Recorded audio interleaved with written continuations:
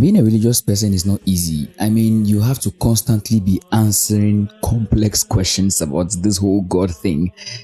And sometimes you don't have the right answers. I mean, you can't really give the right answers all the time. Because think about it. You are God. You created a world. And in your word, you said everything you created is good. Yeah, it's good. Then next we hear there are things like bad things happening in the world. If it is flooding, we can blame human beings for, encouraging choked gutters. If it is a fire, we can blame human beings for being careless. But earthquake, what can we do about earthquake? What have we done about earthquake? I mean, how does that even happen? How can we blame us? I mean, the only person we can blame when it comes to earthquakes is God.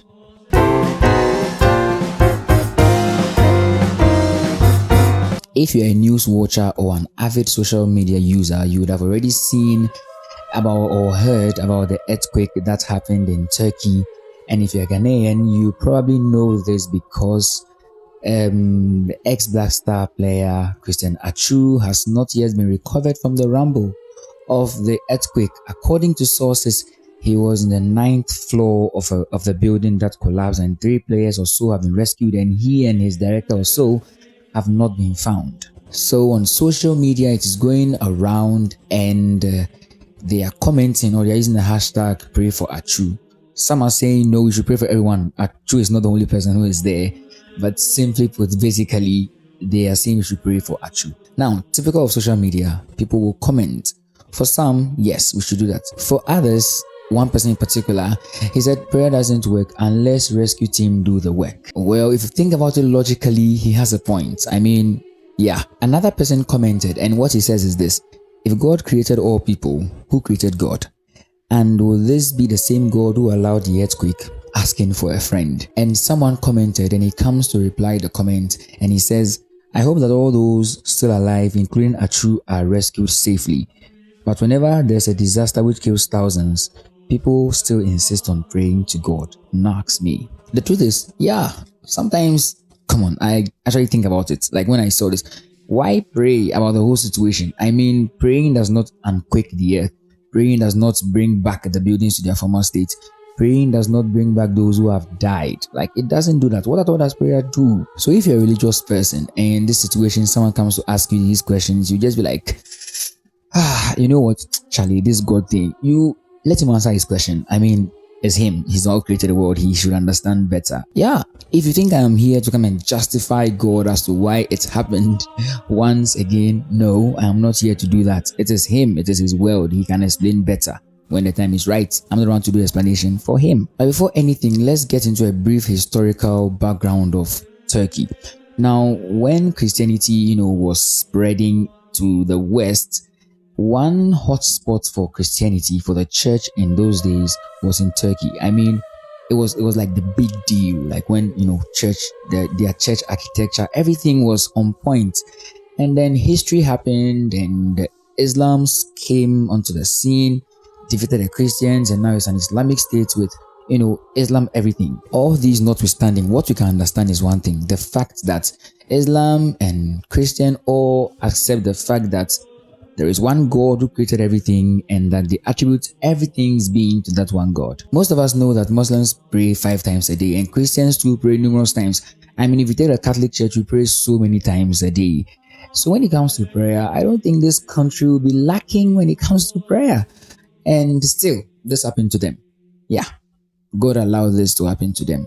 What can prayer do about the whole situation? I mean, come on, what can he do? If there is anything prayer can do for these people, is hope. Prayer can give them hope. We downplay the essence or the importance of hope in our lives because most of us have hope, so we don't really see the essence. A person who is hopeless is already dead. I mean, he has no prospects in life. The person is dead. People who commit suicide are hopeless because they can see no way forward. But prayer gives hope because it gives you something, someone to hang on to. You see, in prayer, it tells you that things could be worse. Yeah? And also that things can get better. Now, for those who are dead, well, we can't see anything that will get better for them. But prayer is not for those who are dead because they can't pray because they are dead. but prayer is for those who are alive. For those who are alive, prayer tells them that things can get better. That even though things are bad right now, although we cannot see anything positive coming out of this, but things can actually get better. And so currently, aside relief items and rescue team and all that, what we can do best for these people is to pray for them. Pray that God gives them hope, that God touches their hearts and gives them hope, because that is what they need to actually pull through these times that they find themselves in. And Charlie, it's not easy, because it's not easy. It's not easy to have hope when things are bad. It's not easy, which is why you need grace from God, like something extra to keep you going. So is it true that prayer doesn't work? No, I don't think so. I think the purpose of prayer is not for physical, things like order and it get delivered to you. Prayer is more spiritual and it works on your inner self, which means that you pray. The prayer does not unquake the earth. It does not raise the buildings, it does not bring the dead back to life, unless in the case of Jesus Christ. But what prayer gives you is the calm, the serenity, the calmness and the strength to still forge on in life. That is why we need to pray for them. Not because of what it will bring them back to life, no.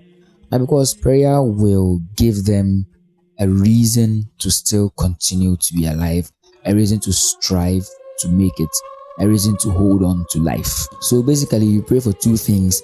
That one, things get better, that those who are stuck in the rubble are found safe and sound.